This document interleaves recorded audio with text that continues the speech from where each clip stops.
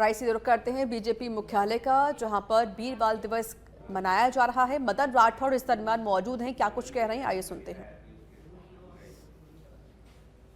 और समाज में इस प्रकार का आह्वान किया कि प्रत्येक व्यक्ति, प्रत्येक परिवार अपने परिवार के सबसे बड़े लड़के को और सिख बनाएगा।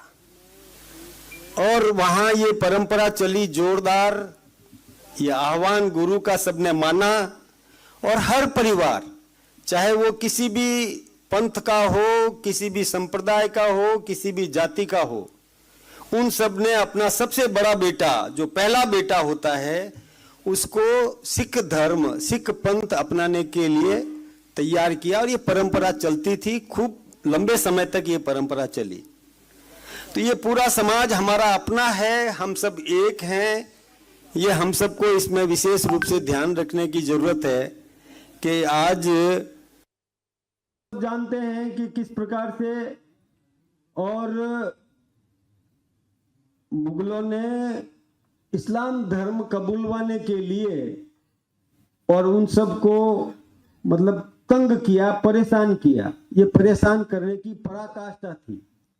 आप ये जो सारा दृश्य देखेंगे यहाँ पर, ये जितनी भी प्रदर्शनी लगाई गई है, इस प्रदर्शनी का जब अवलोकन करेंगे तो इसमें कई ऐसे दृश्य भी हैं कि जिनमें कोल्लू में पिलवाया जाता है। ये जो जैसे गन्ने का रस निकालते हैं, दो पार्टों के बीच में, उसके बीच में व्यक्ति को डाल देते हैं, खून निकल रहा है।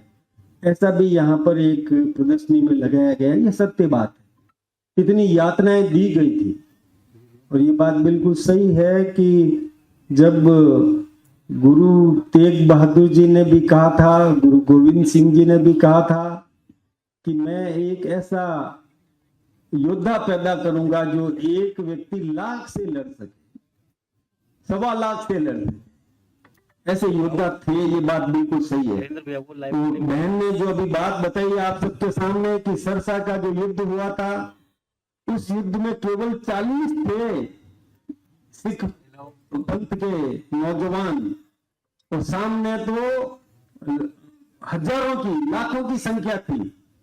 और उससे उन्होंने युद्ध लड़ा। वो हम सब जानते हैं कि युद्ध इतना भीषण युद्ध था कि वो बिल्कुल सत्य साबित हो गया कि एक व्यक्ति लाखों से लड़ सकता है।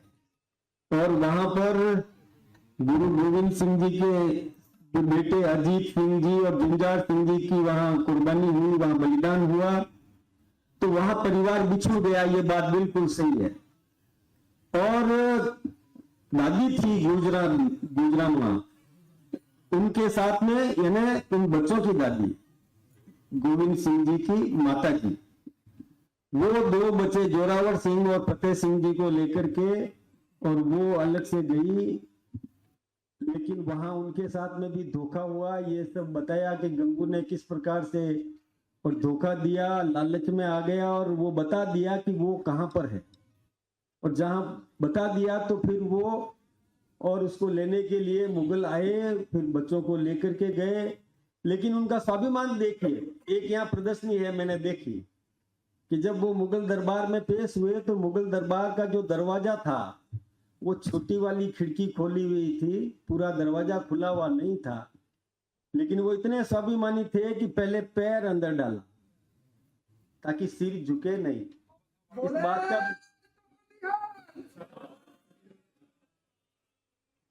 पहले पैर अंदर डाला, फिर खुद अंदर प्रवेश हुए। दूसरे ने भी वैसा ही किया।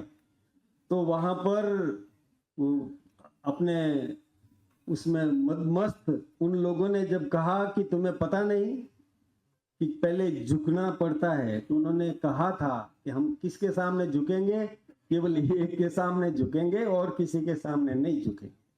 और उसके बाद जब उनको यातनाएं दी, उनको खूब प्रताड़ित किया, परेशान किया, और ठंडे इलाके में उनको रखा। और ये भी हम सब जानते हैं कि मतलब सर्दी में भी उनको परेशान किया। उसके बाद वो आग से जलाया गया। ये बात भी बिल्कुल सही है। हम सब ने तो बहुत पहले से भी, बचपन में भी ये सब सीखा है। हम सबको ये बताया गया था, हम भी गीत गाते हैं कहीं पर्वत झुके भी हैं, कहीं दरिया रुके भी हैं, नहीं रुकती रवानी है, नहीं झुकती जवानी है। और ये गीत हम बचपन से गाते हैं। ये भी गाते हैं कि पिता वारियत लाल चारों बारे, वो हिंद तेरी शान बदले,